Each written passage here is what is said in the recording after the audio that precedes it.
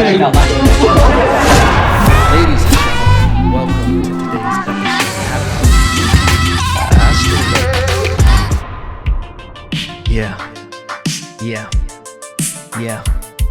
Yeah. Ladies and gentlemen, it's Wednesday again. About to get weird over here. Yeah. Need a bucket and a mop. That's some wet ass pussy. That's some wet ass pussy. From the top to the drop. From the floor to the ceiling. That's just how we feelin'. Ladies and gentlemen, welcome. I need a bucket and a mop. That's some wet ass pussy. Yeah, I said it, ladies and gentlemen. I can say pussy. That's just a cat. Bars. But listen, ladies and gentlemen, that song is aggressive. You need a bucket and a mop. If you took everything Cardi B said literally, girl needs to schedule an appointment with a gynecologist. Because if at any point you need a bucket and a mop, you should probably get that checked out. Ladies and gentlemen, welcome to Wednesday. We come in hot on Mondays and we get weird on Wednesdays, ladies and gentlemen. Cardi B makes music for women who are secretly fuckboys. Okay? That's that vein of music where you just yell. Yo. Cardi B makes music for women who think winning arguments is just clapping your hands and getting loud. What was the reason? That's got to be the worst form of arguing. That's what I just feel like she does during arguments. And then just gets really loud. And it's just like, you think I'm stupid, huh? That's Cardi B music. Cardi B is the fuckboy of women entertainers. But listen, great song. She getting paper, okay? Started on the stripping pole. I ain't knocking it. You gotta wiggle and giggle and get in where you fit in, okay? Gotta make that paper, all right? Don't knock the hustle. Even if that hustle is being a woman fuckboy, all right? But that's what WAP is. You know what's insane about Cardi B is, and this wasn't even, dude, this is not a Cardi B diss track that I'm laying down right now, okay? I'm not coming at her, okay? Is that she admitted to drugging men and stealing their money. She's basically out here Cosbying men and stealing their money. Okay, maybe Cosbying was a bit much. Okay, I realize the metaphors don't add up. But she was out here drugging men and stealing their money. And she was being celebrated. That's a lady pimp right there. That's what people were saying. That's a lady hustler. Remember Beyonce tried making that song? A diva's just a female version of a hustler. Nah, a diva is someone that you just can't deal with. Okay, a hustler's out here making money. Okay, got them pigeons flying. Huh? What? A diva just over here complaining when you get the wrong goddamn bottle of water in their dressing room. You can't rewrite history, Beyonce. You can try, but you can't rewrite history. All right? It's in the books. Everybody knows what a diva is. Over here complaining about salami meats and shit. Anyway, ladies and gentlemen, welcome to Wednesday. Why we had to do that, I don't know. Speaking of Cosby, okay? Speaking of Cosby, this is kind of like mind-blowing where society is. It also shows how fucked up our legal system is that Cosby was able to get out of jail.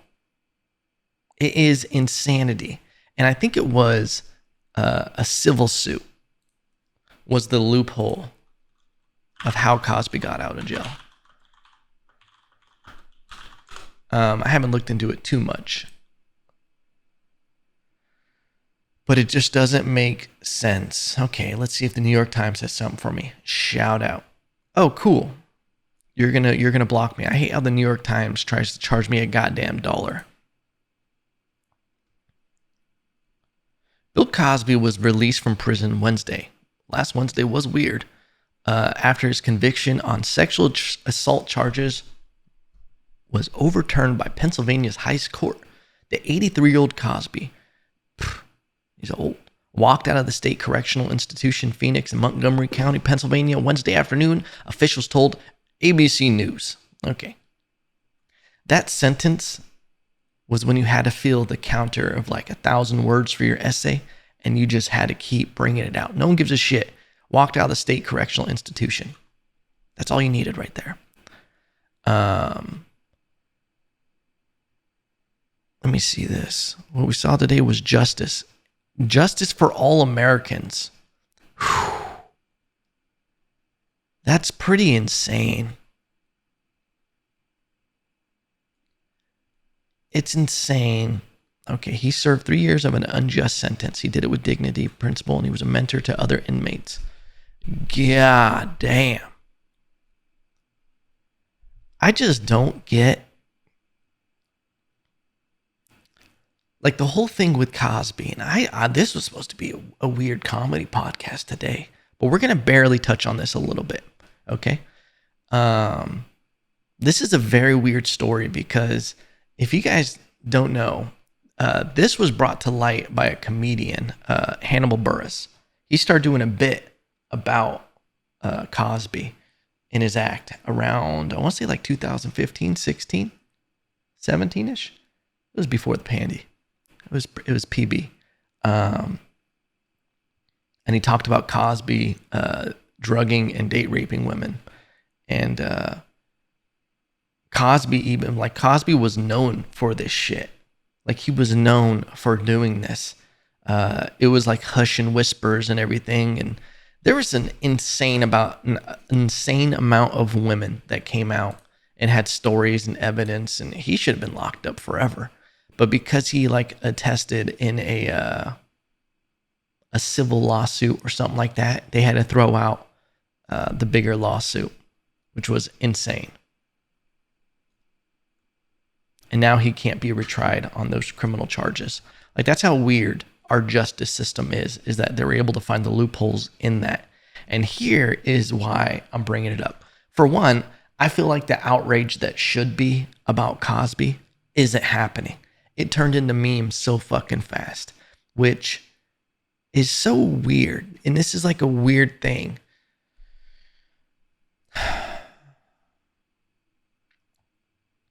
I feel like there should have been a much bigger,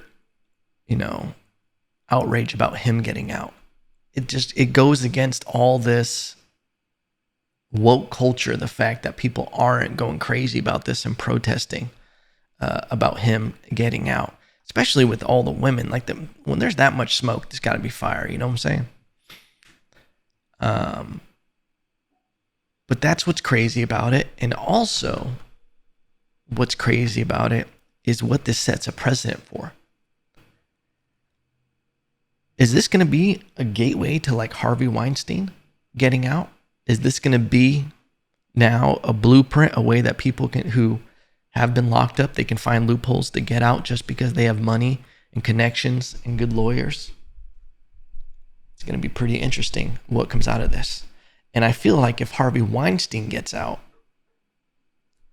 then it will be outrage. And I don't understand why there wasn't outrage for Cosby. I know he was America's dad and all that shit, but it's like, dude, that dude is creepy. Creepy. We'll get out of this topic. We got way too serious. We came in talking about Cardi B and it just set us on fire. Yeah. Got way too serious. Talking about Bill Cosby and pudding. What if he does some Jell-O commercials? Don't sleep on this pudding. Oh!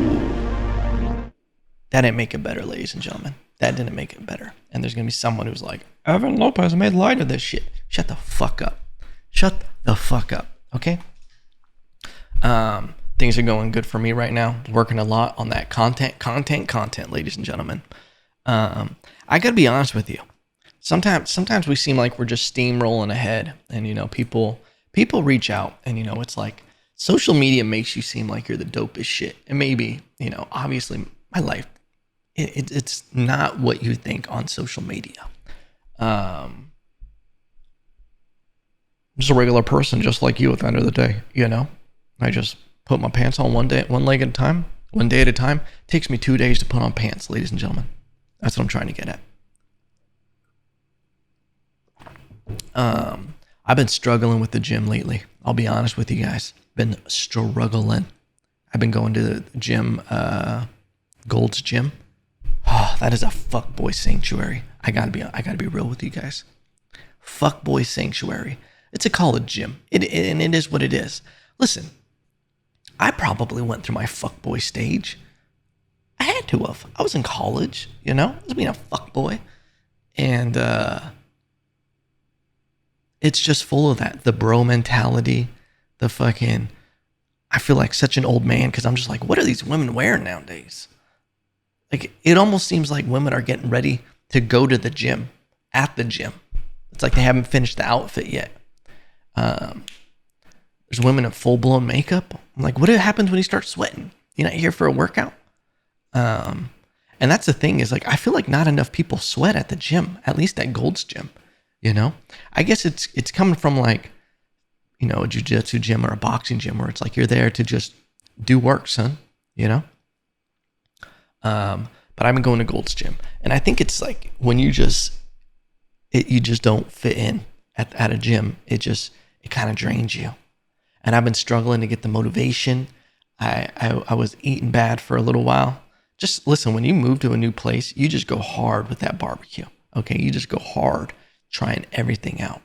And it's been affecting my sleep. Your boy hasn't been sleeping good. And listen, I'm not trying to complain. You guys aren't my therapist, but I'm just keeping it real with you. Okay, your boy hasn't been sleeping good, and then eating bad affects that, and then I get on this fucking sick cycle of it's where like now I got to work out harder to try to make up for the food, and then it's like, but now I'm not sleeping well, so I'm having bad workouts, and we're just a little tired, ladies and gentlemen. Okay, and then I go to Gold's Gym just to use their heavy bag.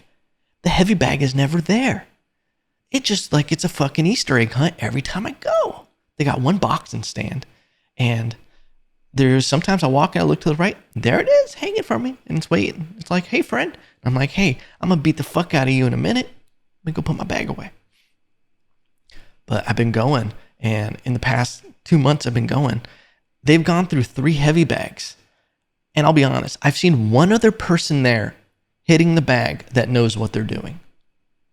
It has some resemblance of a fighter where I'm just like, okay, you're doing work. Some people, I see them hitting the bag, and I'm like, oh, you're getting ready to fight your stepdad. Okay, this is the first time you're ever going to get in a fight, and you're about to try to knock the fuck out of your stepdad. That's what I could see, the anger, the violence. I saw one guy hitting the bag with such ferociousness, not technique, not power, such ferociousness. It made my wrists hurt because I was like, God, he is going to regret this. No gloves, by the way. That's another thing.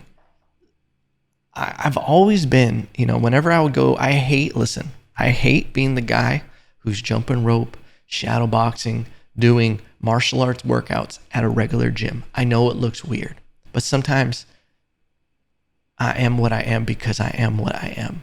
Bars, okay? I will see young fellas. Listen, the whole reason I got into boxing was demons, not to be dramatic, not to be, but life sometimes is hard and you're like, I got to beat the fuck out of something. And it's an outlet. Boxing, fighting, anything, it saves so many lives. Just any outlet that you can get yourself into when you're struggling. But I've seen, young fellas, young bloods, young gods, young kings, young fuckboys. You see them on the path, and you're just like, they're going through it. And you can tell that they're trying to branch out from the fuckboy routine and trying to better their life or learn a discipline like boxing. So, hey, young son, me as an old head now, me as a senior citizen, like, what are you doing here? What are you working on? I'll go up to them. Hey, maybe you can do this. And sometimes I just see them beating the fuck out of it with no gloves on, no hand wraps, hitting the bag. And I never, listen, gym mentality is a weird thing, especially with guys. I was a boxing trainer for a while. And one thing I've realized in boxing in particular, women are much easier to coach. Much easier. They listen and they have no ego attached to being violent, and I'm talking about majority. There's a lot of women out there naturally inclined and have that gene where it's like fighting is naturally instilled in them to be physically violent.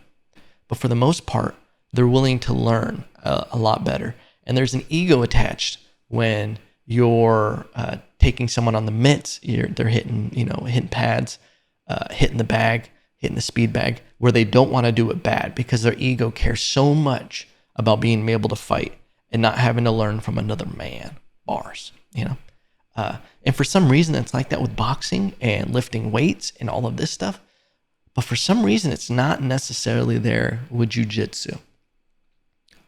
Jiu-jitsu is something which I think is phenomenal for everybody to do.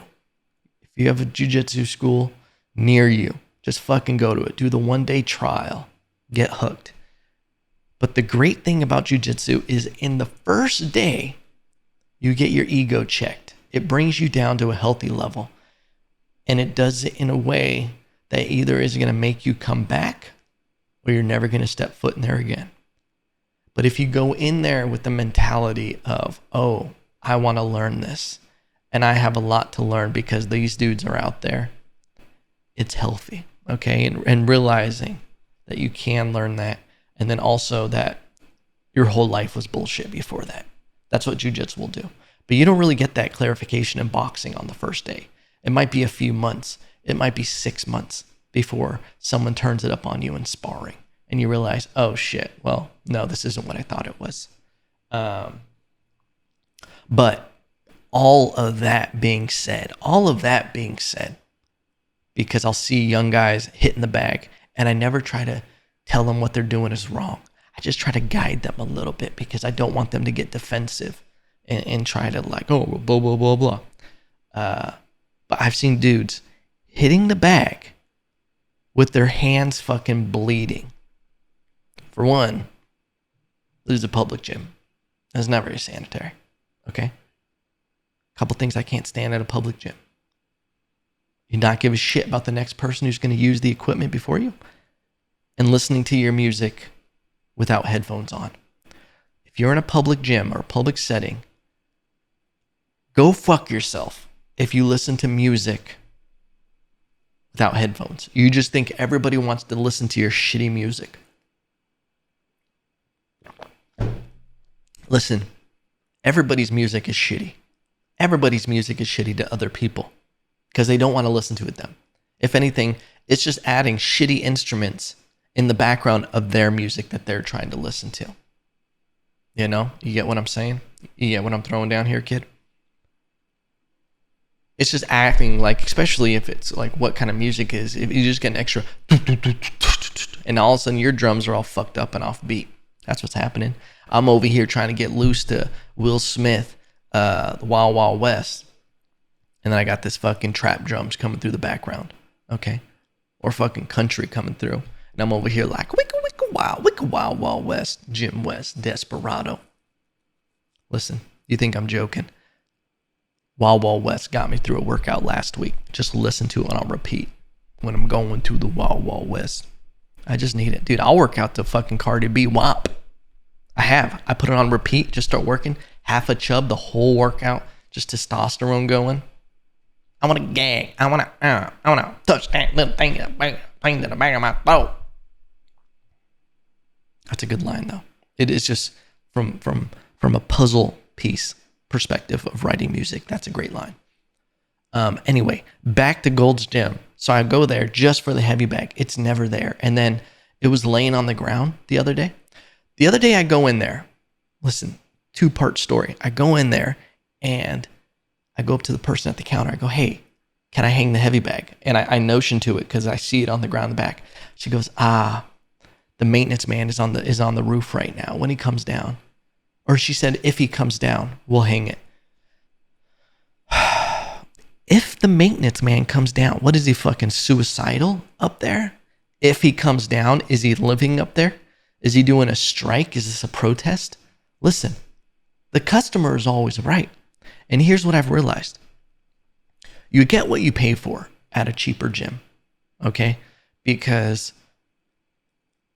for this membership, for one gym, $27 a month. Hell of a deal. Hell of a deal. It really is. When you're coming from, my other gym, jiu-jitsu gym was $150 a month. And then to keep my super sport 24 hours, that was like $60 or $50 a month or something like that. 27, I'm like, hey, that's not bad at all. And then you spend a month there and you're like, oh, I get it. Fuckboy Central. Oh, I get it now. The sauna smells like a dirty aquarium. Fuckboy Central. I get it now, So I wasn't able to hit the bag that day. I come back yesterday. Bag's not hung. I go back up to the counter. Hey, is there any way I could hang the bag? The girl looks at the bag and then looks at me and goes, sorry, it's down for the day.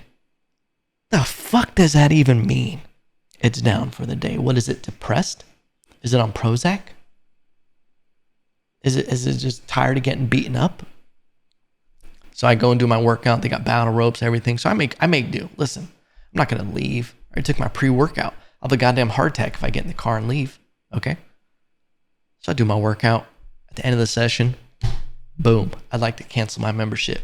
Bitch. I didn't say bitch. She was very nice. She goes, why? Well, I pretty much signed up here for the heavy bag and it's always down. I'm so sorry. She was very sweet about it. She goes, people keep breaking our heavy bags. And I go, really? How? I said, they're just too strong. And she goes, no, someone broke this heavy bag, the cables on it, by doing pull-ups on the heavy bag. Huh? What?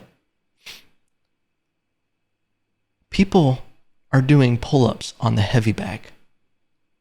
Just the idea of seeing someone doing pull-ups on a heavy bag makes my blood boil. Why would you ever think this is what you use it for? And you know what's crazy too, now that I think about it? They told me, they go, dude, we have heavy bags break every month because people do stuff on them that they aren't meant to do. And it makes sense because when I toured that place, they had a speed bag as well. I was excited to use it. It's a fun thing to use. It was ripped off when I went back the next day to work out for the first time, as if King Kong had rolled through fighting Godzilla and threw the heavy bag at him. Like he ripped it off the wall. It was like, people don't appreciate shit. That's why Gold's Gym can't have nice things. It's because people like that. Now, ladies and gentlemen, we got so off topic. But there's something we have to talk about. We haven't done this in a while. We have a fight breakdown. A fight prediction breakdown. Ladies and gentlemen, UFC 264, Poirier versus McGregor, Saturday, July 10th, 9 p.m. Central Time. T-Mobile Arena in Las Vegas, United States. Listen, I was there before. I saw Connor McGregor fight Khabib at the T-Mobile Arena. Glorious. It was my first and only UFC event. It was amazing.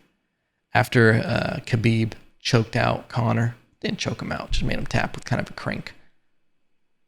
Fight breaks out in the crowd. I'm seeing it, Khabib and Conor McGregor's camp, and then people start throwing shit. And I realized I'm in danger, because it went ape shit and we got out of there. But ladies and gentlemen, we have the rematch, the third fight, Dustin Poirier versus Connor McGregor. First fight, long time ago, okay? Connor McGregor, victorious. First round knockout. This was when they were at lighter weights. I believe they both were at 145, if I'm correct. I think they were both at 145. That is a huge difference. in fight weight. Conor McGregor has something at that weight that a lot of people don't have, and that's knockout power. Not only that, when you're cutting down, someone who's bigger, Dustin Poirier's fought at 170. Okay, I believe he fought. Who did he fight at 170? I believe it was 170. I could be wrong, but Dustin Poirier is not naturally a 145er, and neither is Conor McGregor necessarily. But when you come to breaking down skill sets, that 140 for Conor McGregor to struggle to make all that weight, to have that knockout ability over someone smaller at a lighter weight is a bigger deal. But then when you start going to 155, and you start bulking up a bit, and you start having bigger fighters at 155, there's a little bit of it diminishes a little bit of your knockout power against bigger opponents. Everybody starts hitting harder, especially at 170. When Conor McGregor went to 170, everybody hits harder. That knockout power is not such of a rare thing in comparison when you were fighting at 145. Granted, you have a lot of weight. You have extra weight on you when you're at 170. But Conor McGregor is not necessarily a true 170er in the sense of the current landscape of where people are cutting weight to make a certain weight. You think Kamaru Usman is really walking around at 170? He could be probably around 190. 195 and cuts down to 170. Conor McGregor is probably naturally a 170er and cuts down to a healthy lightweight 155, But here's the thing, Dustin Poirier is bigger. In their rematch, this is the third fight. In their rematch, Dustin Poirier is bigger. They both have fought a lot. And here's the thing, there was an interesting stat. Dustin Poirier fought something like, he had like 15 times more cage time than Conor McGregor did since their first fight. The amount of experience, knowledge that you gain during that time period is huge. And I think that was on display. Conor McGregor, I think he thought that he was going to knock out Dustin. And he did have him rocked for a bit, but he didn't have that same knockout power that he does at 155, hitting guys that are 155 rather than 145. If that's not making sense, imagine there's a ball that weighs 10 pounds and you kick that ball as hard as you can. Think about how far that ball would go. Now imagine if that ball was 40 pounds, how far that ball would go if you kicked it with the same amount of force.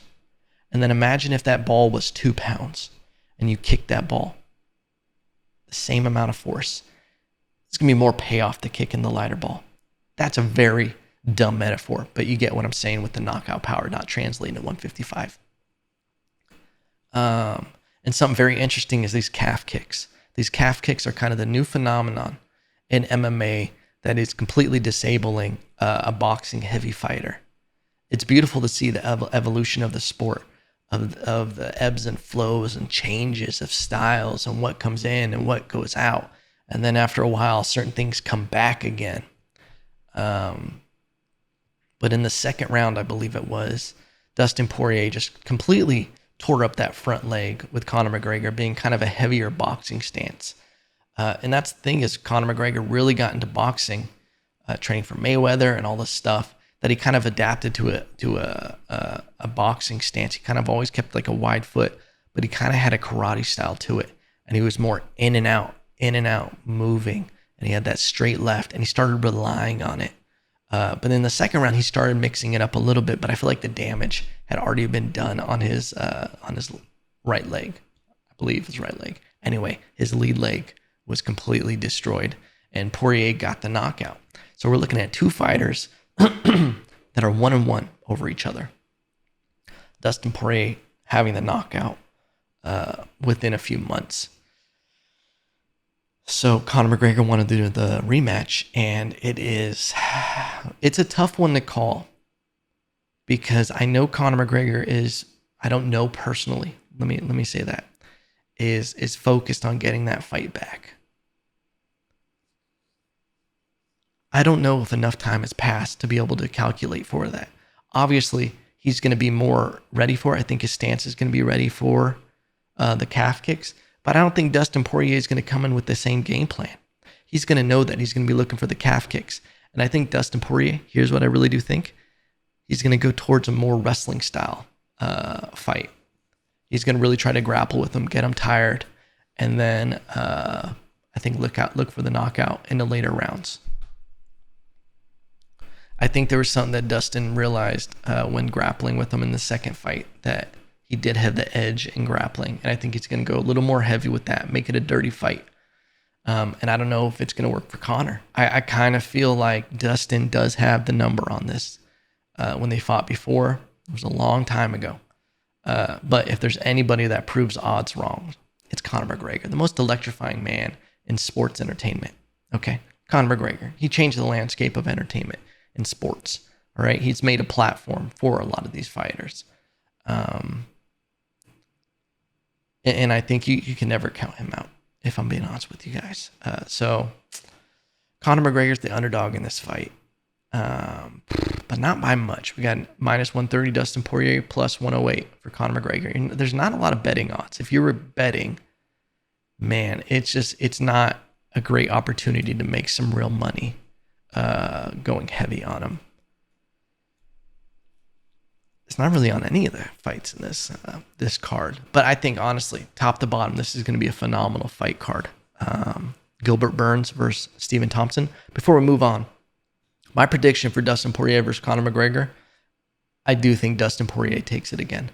I do. I think, obviously Conor McGregor having knockout power, there's always a chance that he corrects, and is ready for the calf kicks and keeps it standing. Keeps it, stays out of the pocket and waits to set up the big left hand. Throwing in calf kicks of himself. Get rid of that lead leg of Dustin Poirier. I forgot what fight was Dustin Poirier fighting against. It was an older fight, but his leg got completely destroyed. I can picture the fighter. I just can't think of his name. Not going to show me his record? Oh, come on, baby. Show me his record. Show me his record, baby. Show me his record. Oh, we just don't show records on UFC.com? I can't look and see? We're just not going to break it down, huh? Anyway, ladies and gentlemen, he is susceptible to those calf kicks. I think that would be interesting if Conor McGregor was like, oh, I'm going to use this shit against you. But this whole card is amazing. Stephen Thompson versus Gilbert Burns. I'm very excited for that fight. Anytime that Stephen Thompson fights, love it. Love it. I love just seeing that karate style be put up against other styles of fighting. And I think it's going to be good. So ladies and gentlemen, you can sound smart at Buffalo Wild Wings talking about what I told you here today. Or I'll be completely wrong and you'll lose a lot of money. But listen, ladies and gentlemen, listen. I love you guys, okay? Always have and I always will. And love's not something that I throw around a lot. But you just know that, okay? That I will always love you till the end of time. Things get weird. One day, I'm going to get enough money to buy a farm. And we're all just going to move in together, okay? We'll all have jobs. We'll all marry each other. And we'll all just get weird, and we'll grow old together. So ladies and gentlemen, I hope you have a great Wednesday. I hope you get after. I hope you do one thing that scares you today. I hope you push through to the other side. Do some work for that thing that's going to get you closer to your dreams. Okay? Put in the time. Put in the time, baby. Show the muse that you want it. And remember, no matter what, I still love you.